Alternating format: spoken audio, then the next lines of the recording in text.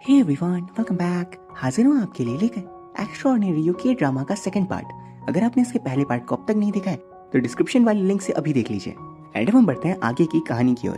तो पिछले पार्ट में हमने देखा था कि कैसे हारू को भी ईगो मिल चुका था और वो डैनो को अपने साथ ले जाता है। तो अब हमें आगे की स्टोरी हारू के पॉइंट ऑफ व्यू से दिखाई जाती है कि ईगो आने से पहले वो कैसा था और अब कैसा है। ईगो आने से पहले वो मात्र एक साइड कैरेक्टर का भी साइड था, मानो कोई रोल ही ना हो। बट ईगो आने के बाद वो अब चीजों को फील कर पा रहा था, सारे इमोशंस उसे फील हो रहे थे।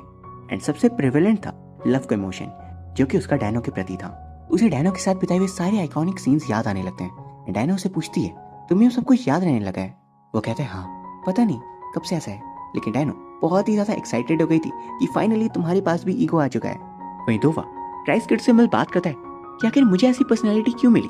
सेकंड लीड भी तो फीमेल लीड को लेकर जा सकता है ना, कि बताओ वो मैनली तो एक्ट कर सकता है। जिस पर ट्राइस्किड कहता है ऐसा बहुत ही रेयरली होता है कि सेकंड लीड लड़की को ले जाए, तो ये तो होने से रहा, क्योंकि हमारे कॉमिक बुक का राइटर बहुत ही टिपिकल सी कहानी लिख रहा है, लेकिन एक बहुत ही यूनिक वे में। वही क्यों अब ये सबसे परेशान होने लगता है और वो डैनो से कहीं ना कहीं शायद एक अफेक्शन फील करने लगा था। इसलिए एज अ सॉरी वो उसे उसकी स्मार्ट वॉच लौटाने जाता है जो उसने तोड़ दी थी। बट डैनो से कहती है कि रिलेशनशिप एंड करते हैं।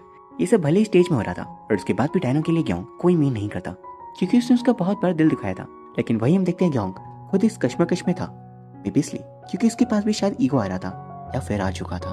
डैनो हारू को हमेशा याद करती रहती थी। एंड उनकी दोस्ती तो स्टेज चेंज करने से हुई थी, बट शायद उसे हारू पसंद आने लगा था। एंड उसके बेस्ट फ्रेंड सेमी और सेचोल भी हारू को देख इम्प्रेस थी कि ये कितना हैंडसम और लंबा बंदा है। हारू लंबा चौड़ा फिट बंदा तो था, लेकिन इनोसेंट था। उसे जब स्ट्रॉबेरी मिल्क लाने के लिए वो भेजती है तो बाकी बच्चे उसे साइड कर देते हैं, जबकि वो उसके जैसे वेल बिल्ड भी नहीं थे। डैनो जो चुलबुली सी थी वो भीड़ को धक्का देते हुए तुरंत स्ट्रॉबेरी मिल्क लेकर आ जाती है, क्योंकि यहाँ पर हाइट नहीं चाहिए थी बल्कि स्किल्स चाहिए थे भीड़ के बीच से वापस आने के या फिर जाने के भी। वहीं दूसरी तरफ जूदा नामजू को उसके महंगे शर्ट के पैसे चुका देती है, जो उसे आर्ट सप्लाईज के कारण गंदे हो गए थे। इस शर्ट की कीमत बहुत ही ज्यादा थी, क्योंकि अमीर घर का लौंडा है एंड इसके लिए उसे बहुत मेहनत करनी पड़ती है। आफ्टर स्कूल एक शॉप पे काम करके एंड वो उसे कहती है क्या से मैं तुम्हारी सर्वेंट नहीं हूँ बल्कि एक फ्रेंड हूँ। नामजू चला जाता है क्योंकि उसे जूदा एज अ फ्रेंड नहीं बल्कि एज अ गर्लफ्रेंड पसंद थी, यानी कि एज अ पार्टनर। वही फिर दोबारा डैनो और हारू आकर ड्राई स्क्विड से मिलते हैं। ड्राई स्क्विड उन्हें रोक रहा था स्टोरी चेंज करने से, क्योंकि जो विजन्स भी डैनो देख पाती है फ्यूचर के, वो भी एक्चुअली स्टोरी के रफ ड्रॉन पेजेस होते हैं, फिनिश्ड वाले नहीं, अनफिनिश्ड वाले। इसलिए उसे पहले विजन्स आ जाते हैं इंपॉर्टेंट सीन्स के, लेकिन उसके बाहर वो कुछ नहीं कर सकती, और किया तो अंजाम बुरा होगा।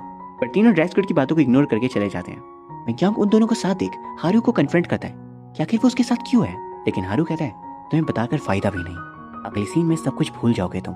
गाइस तभी हम ड्राई स्क्विड को एक बुक पढ़ता देख पाते हैं। उन पन्नों में से वही बातें लिखी थी जो हारू और ग्योंग के बीच हुई थी।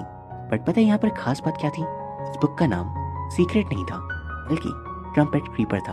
अब तो आप भी समझ गए होंगे उस फ्लावर का कितना ज्यादा इंपॉर्टेंस क्यों है, बिकॉज उसका नाम भी ट्रम्पेट क्रीपर है। तो ड्राई स्क्विड उस बुक को रखकर तुरंत हारू से जाकर कहता है तो तुमने अपनी आंखें खोल ली आखिरकार। हारू कहता है तुम मुझे जानते हो? ड्राई स्क्विड रिप्लाई करता है शायद। हारू समझ गया था कि वो सच बताना नहीं चाहता, इसलिए वो कहता है मैं सच को खुद ही ढूंढ लूंगा। लेकिन ड्राई स्क्विड का कहना था सब भूल कर भी मत करना, और डैनो को भी मत करने देना, उसे रोको क्योंकि तुम इसी काम के लिए बने हो। पर ग्योंग सुबह को डैनो से बात करने जाता है स्टेज वाले सीन से रिलेटेड। तो डैनो कहती है छोड़ो भी, अब हम शैडो में हैं एंड मेरी बोली हुई बात स्टेज आने तक तुम भूल जाओगे, और स्टेज में वैसे भी हम वही बोलेंगे जो राइटर ने लिखा होगा, तो इस बात को जाने दो। एंड क्योंकि ये सबसे पागल हो जाता है स्टेज शैडो मतलब। इन द नेक्स्ट सीन हम डोवा और जूडा को टेरेस पे बात करते हुए देखते हैं। तभी नामजू वहां कर उन्हें देख लेता है और कहता है आज से टेरेस बंद। हाँ स्कूल खुलकर जो ठहरा। ऐसे सीन में लिटरली डायलॉग फिट भी बैठता है। फिर जूदा उसके पीछे जाती है उसे समझाने कैसी कोई बात नहीं है उनके बीच। उन दोनों के जाने के बाद बेचारा दोवा अकेला रह गया था और वो आसमान को देखने लगता है। सच में इस कैरेक्टर के लिए दिल से बुरा लगेगा। वहीं सियोलिन हाई स्कूल की ओनर यानी नामजू की मदर स्कूल आती है और वो लोग प्रिंसिपल से बात करते हैं, जिनका कहना था स्कूल ट्रिप की लोकेशन फॉरेन से साउथ कोरिया नामजू ने करवाई थी। उसकी मदर को अब शक हो रहा था कुछ तो बात है, एंड वहां पर वो एक लड़की के साथ अपने बेटे को देख लेती है। एंड बाद में वो प्राइवेट इन्वेस्टिगेटर से कहती है इस पर नजर रखना। वही फिर स्कूल में अनाउंसमेंट होती है कि नामजू का बर्थडे आने वाला है और उसकी फैमिली ने एक बहुत ही बड़ी पार्टी थ्रो की है on this very occasion. And ये सुनते ही डैनो को विजन्स आने लगते हैं कि पार्टी के दिन नामजू जूदो को अपनी गर्लफ्रेंड के तौर पर अनाउंस करेगा। इस बात से डैनो थोड़ी घबरा जाती है, क्योंकि पता नहीं जूदा इस बात से खुश होगी कि नहीं। और वो जाकर दोवा और हारू को मनाती है कि वो उनकी हेल्प करें स्टेज चेंज करने में। मिग्यांग अब हारू के आसपास होने से फ्रस्ट्रेट होने लगा था। एंड फिर हारू और उसके बीच एक टेनिस मैच होती है। जो स्टेज वाले सीन में तो ग्योंग इजीली उसे जीत जाता है बिकॉज राइटर उसे वन ऑफ द लीड्स दिखा रहे थे, लेकिन शैडो में आती हारू अपने स्किल से सभी को दीवाना बना लेता है। और यहाँ से भी ग्योंग को हार मिली थी। और फिर डैनो हारू और दोवा के साथ प्लान करती है स्टेज चेंज करने का। उसका मानना था कि अगर वो लोग स्टेज में छोटी छोटी चेंजेस लाएंगे तो ये ऐसा बटरफ्लाई इफेक्ट काम करेगा एक बड़े चेंज के रूप में, एंड एक बड़े चेंज के रूप में ये सामने आएगी जो मे भी डैनो की लाइफ ठीक कर दे, उसे मरने से बचा ले। इसके लिए वो प्लान करते हैं एंड बर्थडे के दिन मस्त तैयार होकर सभी आ रहे थे, लेकिन हारू की ना ही कोई फैमिली है ना ही कोई जानकार, तो दोवा ही उसे अपने स्पेस सूट देता है। पार्टी में सबसे यूनिक पीस यही लग रहा था। एनीवेज उनका प्लान बना का बना रह जाता है क्योंकि स्टेज के शुरू होते ही सभी टेलीपोर्ट हो गए थे अपने अपने किरदार की जगह पे। दोवा वायलिन के साथ गाना बजा रहा था, डैनो हमेशा की तरह अपने नक चढ़े मंगेतर ग्योंग के साथ थी। हमारा हारू चाहकर भी पार्टी में एंटर नहीं कर सकता था क्योंकि उसके नाम की इनविटेशन कार्ड किसी के पास नहीं थी। अब वो दिमाग लगाता है कि शाम हो चुकी थी, तो वो वेटर के कपड़े लिए अंदर चला आता है। नामजू केक से लेकर बाकी प्रिपरेशंस का ख्याल रख रहा था एंड फिर वो खुद जूदा को लेकर अंदर आता है, उसे स्पेशल शूज गिफ्ट करता है। ये देख ऐसा लग रहा था जैसे सिंड्रेला वाली स्टोरी चल रही हो। अब दोबारा स्टेज से सीन शैडो में शिफ्ट होता है जहाँ हारू नामजू की शर्ट पे ड्रिंक्स गिरा देता है और दोवा से कहता है जाओ जूदा को लेकर यहाँ से भाग जाओ। एंड दोवा जूदा को लेकर बाहर चलाता है उसे खुद प्रपोज करने, एंड ये करते ही स्टेज और स्टोरी दोनों ही चेंज हो गई थी क्योंकि नामजू की जगह ने आज जूदा को दोवा ने प्रपोज कर दिया था। वो एक तरफ से प्रपोज करता है और नामजू उन्हें पीछे से आकर सुन लेता है एंड दूसरी तरफ क्योंग सामने आ गया था।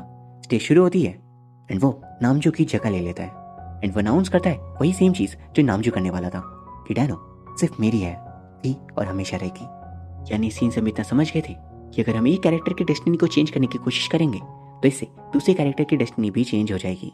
और डैनो खुश थी कि पहली बार स्टेज चेंज हो गया, बट हारू बिल्कुल उदास था क्योंकि उसकी आंखों के सामने उसके प्यार को कोई और अपना बता रहा था और उसके हाथ में अजीब सा पेन शुरू हो जाता है उसकी स्कार वाली जगह पे। वो तुरंत वहां से भागता है, उसके पीछे डैनो भी जा रही थी तो ग्योंग उसे रोकता है कि तुम मेरी फियांसे हो, जिस पे उसका कहना था बस कहानी में, क्योंकि असलियत में मैंने तुम्हें कभी पसंद किया ही नहीं। एंड ये बात ग्योंग को पूरी तरह से शॉक कर देती है। नामजू जूदा से नाराज हो जाता है एंड दोवा से तो उसकी दोस्ती खत्म।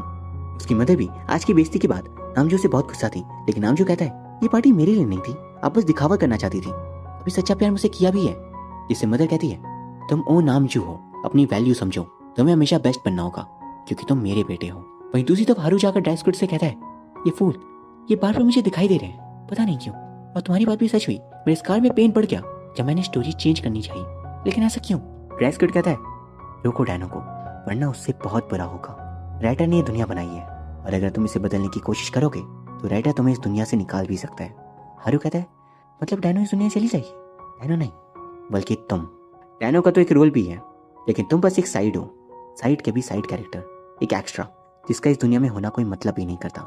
एंड यहाँ पर हम ये भी जान पाते हैं कि सीक्रेट बुक में हारू की ओरिजिन यानी कि शुरुआत नहीं लिखी, इसलिए डैनो के साथ अपनी ओरिजिन ढूंढना चाह रहा था कि वो आखिर असलियत में कौन है, क्योंकि उसका नाम तक डैनो की ही देन है।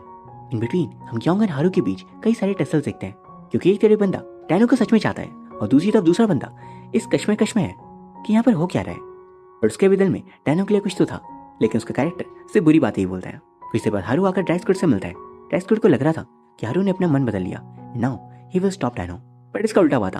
अब वो उसे कहता है मुझे अपने जवाब ढूंढने हैं, आखिर मैं हूँ कौन, तो मैं डैनो का साथ नहीं छोड़ूंगा चाहे जो हो जाए। और उसकी कई सेम बात उसी बुक ट्रम्पेट क्रीपर में हूबहू लिखी थी, जिसे ड्राई स्क्विड पढ़ समझ गया था कि कहानी सही दिशा में बिल्कुल नहीं जा रही। वही A3 वाले रूम में दोवा और नामजू में फाइट हो जाती है, जहाँ दोवा एक्चुअली खुद नामजू को पंच करना चाह रहा था, बट राइटर के सामने कौन ही टिक पाता, तो वो खुद नामजू के हाथों पिट जाता है और A3 से उसे निकाल भी दिया जाता है। Because at the end A3 का लीडर और स्कूल का सबसे most popular guy and literally school का ओनर भी नामजू खुद है। अब A3 के लिए न्यू मेंबर की जब तलाश थी, नामजू जाकर हारू से पूछता है, लेकिन भाई साहब हारू के तो अपने अलग एटीट्यूड थे, उसे कोई फर्क भी नहीं पड़ता कि उसे इन्वाइट करो या फिर मत करो, उसे तो बस डैनो से मतलब था। वही जूदा नामजू से बात करती है क्योंकि बीच ऐसा कुछ नहीं है, इसलिए वो दोवा को माफ कर दे, बट नामजू को लगता है वो उसके डिफेंस में इसलिए बोल रही है because they love each other. अब वो वहां से चला जाता है और नामजू के दोवा को ग्रुप से निकाल देने के बाद से बेचारे के बाकी दोस्त भी उसे छोड़ देते हैं एंड वो लिटरली अकेले फुटबॉल खेल रहा था क्योंकि नामजू से सभी डरते हैं। वहीं दूसरी तरफ हम देखते हैं हारू बड़ा टैलेंटेड था, उसे कोरियन भाषा में अव्वल ग्रेड से लेकर बांसुरी बजाना और चित्रकारी सब कुछ आती थी। यही नहीं, उसके नेम टैग में भी खुद ब खुद उसका नाम आ गया था, जो दर्शाता है कि उसकी इंपॉर्टेंस अब एक साइड कैरेक्टर से ज्यादा बढ़ रही थी। वहीं अब डैनो को दोबारा विजन्स आते हैं जब ग्योंग के साथ वो फिल्म देखने जाएगी और बंदा उसका दिल तोड़ देगा, फिर से थिएटर नहीं आएगा और इस बात से दुखी होकर वो रोएगी। एंड बिल्कुल ऐसा ही हम देखते हैं स्टेज सीन में ग्योंग के फादर से बहुत खुश थी कि उसने पहली बार ढंग का काम किया है क्योंकि वो डैनो को थिएटर लेकर जा रहा है। एंड फिर इससे बहुत खुश होगी तो चेयरमैन यून भी खुश आएंगे एंड इसके बदले वो उसे बहुत सारे पैसे देते हैं, लेकिन ग्योंग रास्ते में उन्हें खड़ी खोटी सुना देता है कब तक सह पाता बेचारा, क्योंकि उसके खुद की जिंदगी में खुद की कोई मीनिंग भी नहीं थी। उसके फादर उसकी बात सुन उसे कार से उतार देते हैं एंड वो डैनो को कॉल कर कह देता है कि मैं नहीं आ सकता, तुम वहां से जा सकती हो। एंड डैनो ये सीन बहुत ज्यादा रोने लगती है क्योंकि स्टेज का सीन चल रहा था, पर जैसे ही शैडो आता है वो खुश हो जाती है। चलो अच्छा है कि वो नहीं आएगा। लेकिन तभी वहां पर हारू आ चुका था और वो दोनों फिर साथ में मूवी एंजॉय करते हैं एंड वहाँ उन दोनों के बीच कुछ बहुत ही प्यारे मोमेंट्स हम देख पा रहे थे। लेकिन जब वो लौटने लगते हैं तो वहाँ ग्योंग भी आ चुका था और ये देख डैनो हैरान थी कि विजन्स में तो ऐसा नहीं होने वाला था, बट अभी कैसे? यानी कि यहाँ भी स्टोरी थोड़ी चेंज हो गई थी क्योंकि ग्योंग विजन्स के अनुसार कभी भी यहाँ नहीं आने वाला है। पर थोड़े थोड़े सेल्फ रियलाइजेशन की वजह से ग्योंग के अंदर भी चेंजेस डेवलप हो रहे थे। वहीं अगले दिन स्कूल में सभी लोग पूल के पास थे कि तभी ग्योंग वहां आ गया था। अब वो डैनो की ओर देख बहुत नाराज हो रहा था कि तभी उसे ऐसा करता देख हारू सीधा उसे पूल में फेंक देता है। वही दो बार नामजू के बीच कंपटीशन होती है स्विमिंग की, तो नामजू जीत जाता है क्योंकि वो हीरो था। वहीं अचानक फायर अलार्म बज चुका था और धक्का लगने की वजह से डैनो पानी में डूबने लगती है और हारू उसे बचाने पानी में जाता है। क्या उसके पैंट से उनके साथ वाली इकलौती जो फोटो थी जो उन्होंने ट्रिप में खींची थी वो पानी में रह जाती है। एंड इस सीन के बाद सीधा डैनो की आंख हॉस्पिटल में खुलती है। क्या उसके पास हारू नहीं बल्कि ग्योंग था। ग्योंग डैनो की इस कंडीशन में देख सिर्फ अपनी मदर को याद कर पा रहा था जिनकी भी ऐसी ही डेथ हुई थी इसी तरह एक हॉस्पिटल के बेड में। डैनो को अचानक होश आता है और हारू को ढूंढने वो हॉस्पिटल से सीधा उन्हीं कपड़ों में भागते हुए स्कूल आ जाती है।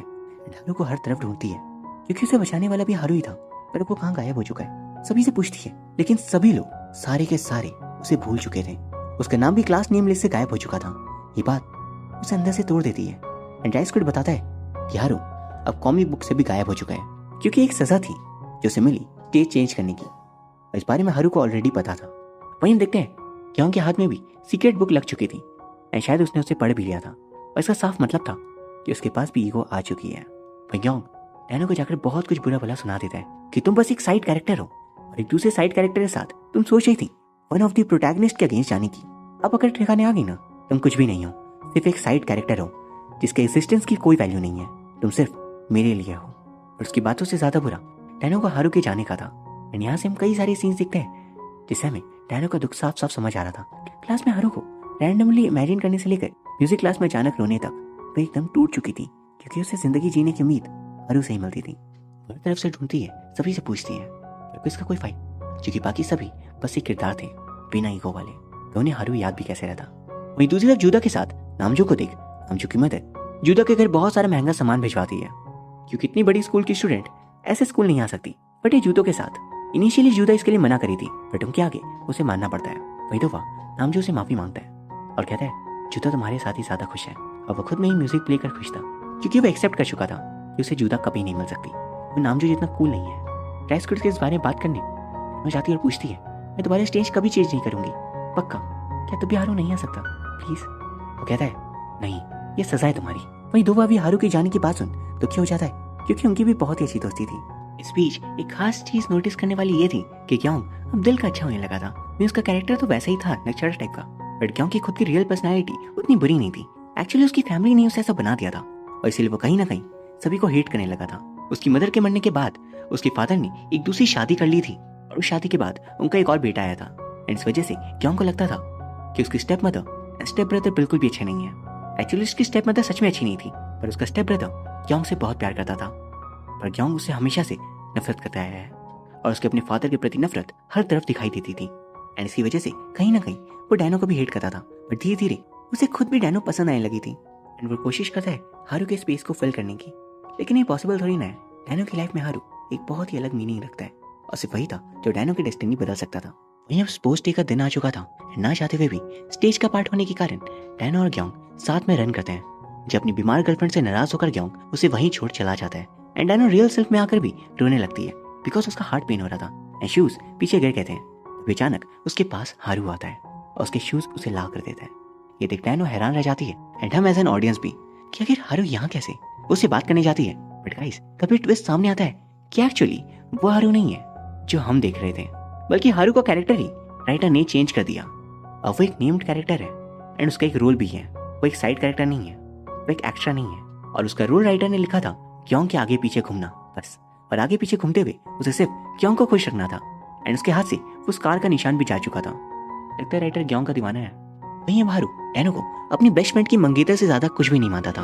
वही बात डैनो का दिल तोड़ देती है। वो उसे कई बार याद दिलाने की कोशिश करती है, बट कोई फायदा नहीं। एंड वो अभी उसे ऐसा देख खुद भी हैरान रह गया था। लेकिन पता है यहाँ पे सबसे ज्यादा हैरान कौन था? खुद ग्योंग। क्योंकि किस्मत ने खुद उसके सबसे बड़े राइवल को उसका बेस्ट फ्रेंड बना दिया। इनिशियली उसे डाउट होता है कि कहीं ये नाटक तो नहीं करा, और उसका डैनो के प्रति इग्नोरेंट बिहेवियर देख और खुद के प्रति इतना हेल्पफुल बिहेवियर देख उसे बहुत खुशी होती है कि बिना कुछ किए ही दुश्मन दोस्त बन गया। ड्राई स्क्विड भी हारू को गौर से देख कहता है, तो अब तुम ये बन गए हो, तुम खुद को ही भूल गए। सच में राइटर क्या और कैसे करते हैं कोई नहीं सोच सकता। शाम को स्कूल से लौटते वक्त योंग हारू को देखता है और उसे लगता है कि शायद ये रियल हारू है जो देर रात का यहाँ रुका है डैनो से मिलने के लिए। और उसकी बातें सुन योंग एकदम शॉक था कि हारू एकदम परफेक्टली वो बंदा बन चुका था जैसा वो चाहता है, डैनो से दूर रहने वाला। फिर हारू से बार बार इग्नोर होने के बाद डैनो फाइनली डिसाइड करती है और अपनी फेट को एक्सेप्ट कर लेती है कि उसे हारू दोबारा कभी नहीं मिलेगा। सो बेटर था कि वो एक साइड कैरेक्टर की तरह ही एक्ट करे जैसा राइटर ने उसे लिखा है। वो अपनी जिंदगी की उम्मीद को छोड़ देती है। लेकिन पता है इसमें सबसे बड़ी प्रॉब्लम क्या थी कि उसे अंदर से जिंदगी जीने की इच्छा थी। उसे मरने का बिल्कुल मन नहीं था, पर उसके फेट को चेंज सिर्फ हारू कर सकता था। लेकिन अब तो वो खुद ही सब कुछ भूल गया। दैट्स व्हाई शी डिसाइड्स अब वो हारू से दूर रहना ही बेहतर है, उसे अवॉइड करना। नहीं, अगर वो हेल्प करने आए तो उसकी मदद भी ना लेना। वहीं यहाँ स्कूल में मिस हो यानी नामजो की मदर भी आई थी एंड वहाँ वो जूता से कहती है, तुम ऐसे शूज अभी पहन के क्यों आ रही हो, बता नहीं सकती थी, आज ही नए जूते आ जाएंगे। एंड वहाँ सेमी और नामजो की मदर को करीब देख जूता को बहुत बुरा लगता है क्योंकि वो भी नामजो को पसंद करती थी, लेकिन उसके करीब वो नहीं आ सकती बिकॉज उनमें डिफरेंसेस हैं क्लास एंड स्टेटस का। लौटते वक्त नामजो की मदर की टक्कर ड्राई स्क्विड से भी हो गई थी एंड ड्राई स्क्विड उन्हें देख बिल्कुल भी खुश नहीं था। एंड गाइस इस सीन को आप याद रखना क्योंकि इसका एक गहरा कनेक्शन है। मीनवाइल योंग डैनो को उदास देख कहता है कि मुझे बताओ स्टेज कैसे चेंज कर सकते हैं, हम मिलकर इसे कर लेंगे, तुम उदास मत हो। डैनो कहती है ये काम सिर्फ हारू कर सकता है क्योंकि उसे कोई रोल राइटर ने असाइन किया ही नहीं, हमें रोल असाइन किया जाता है इसलिए वो फ्रीली मूव कर सकता है और कुछ भी कर सकता है। एंड कहते हैं ना कभी कभी जिस चीज को सबसे ज्यादा यूजलेस समझो वही सबसे ज्यादा यूजफुल साबित होती है। यानी इस केस में साइड कैरेक्टर्स यूजलेस लग रहे थे but a side character with an ego is the best combination ever. वही हारू की एक बार टक्कर ड्राई स्क्विड से होती है, उसके पास उसे ट्रम्पेट क्रीपर की बुक मिलती है, बट बुक लेकर ड्राई स्क्विड वहां से तुरंत चला जाता है। एंड उसकी टक्कर के बाद से हारू को बार बार कुछ अजीब विजन्स आने लगे थे जब वो खुद को एक वॉरियर टाइप के कपड़ों में पाता है, डैनो को एक प्रिंसेस के कपड़ों में। और इसी कहानी का हिस्सा योंग भी था और दूर से कहीं ड्राई स्क्विड भी। हैरानी की बात तो ये थी कि उसके हिस्टोरिकल विजन्स वाले सीन्स रियल प्रेजेंट लाइफ में भी होने लगे थे, लाइक उसका डैनो को चोट लगने से बचाना और भी कई सारे। एंड वो डैनो को और भी ज्यादा ऑब्जर्व करना शुरू कर देता है, डैनो से डिस्टेंस मेंटेन करना। इस बीच ट्रम्पेट क्रीपर बुक योंग भी लाइब्रेरी में देख लेता है, बट उसके पढ़ने से पहले ही ड्राई स्क्विड बुक लेकर चला गया था। एंड हम ये तो जान गए थे कि ड्राई स्क्विड की इस बुक में कोई तो गहरा राज है एंड शायद इसी वजह से योंग को इतना ज्यादा वो ना पसंद करता है। रात को ड्राई स्क्विड बुक जला देता है ताकि किसी और के हाथ ये ना लग जाए। अगले दिन स्कूल में A3 दोबारा दोस्त बन गए थे क्योंकि जूदम नामजो के साथ खुश थी, तो दोबारा से गुस्सा रहने का क्या ही मतलब था। वहीं हारू बार बार डैनो की बात सुन कि तुम रियल हारू नहीं हो, रियल हारू कोई और था जिसे मैंने नाम दिया, वो मेरा दोस्त था।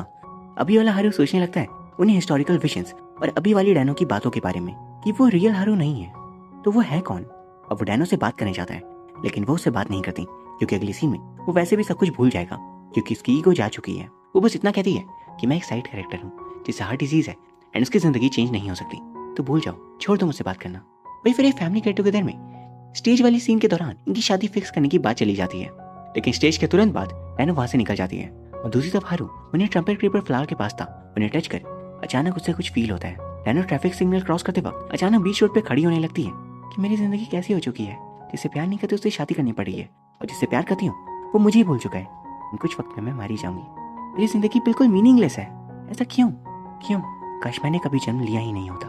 तभी हारू की आवाज आती है, अगर तुमने जन्म नहीं लिया होता तो मेरा नामकरण कौन करता। गाइस तभी पीछे से आता है हारू और उसे अपने गले से लगा लेता है, यानी कि उसे सब कुछ अचानक याद आ गया था। अब वो उसे कहता है कि मैं तुम्हें कभी भी छोड़कर नहीं जाऊंगा डैनो। और इसी के साथ हमारी कहानी का दूसरा पार्ट भी खत्म हो जाता है। इंटरेस्ट मी ये एंडिंग इस सीरीज के one of the best scenes में से एक है। इसके आगे के पार्ट्स को देखने के लिए प्लीज चैनल को सब्सक्राइब कर लीजिए क्योंकि अभी तो कई सारे ट्विस्ट एंड टर्न्स आने बाकी हैं। So till the next one, thank you very much for watching. See you soon.